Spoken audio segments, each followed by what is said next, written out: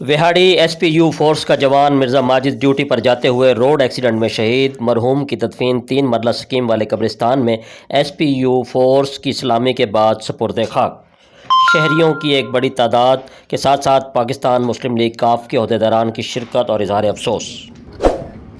शहीद की जो मौत है वो कौम की हयात है। जी बिल्कुल, पाकिस्तान मुस्लिम लीग काफ की ज़िली सदर मोहतरमा हाफजा के छोटे भाई एसपीयू फोर्स के कांस्टेबल मिर्जा माजिद गुज़िश्ता रोज़ रोड एक्सीडेंट में शहीद हो गए, जिन्हें आज नवाही इलाका 3 मरला स्कीम 9/11 वाले कब्रिस्तान में सुपुर्द खाक कर दिया गया। इस मौके पर एसपीयू फोर्स के जवानों ने शहीद को सलामी पेश की।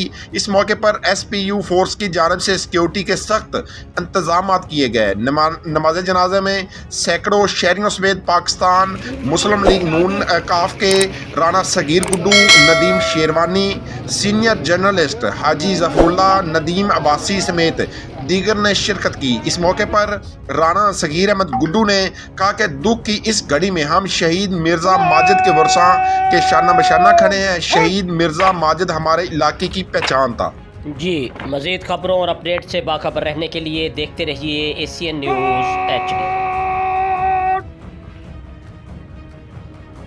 नीचे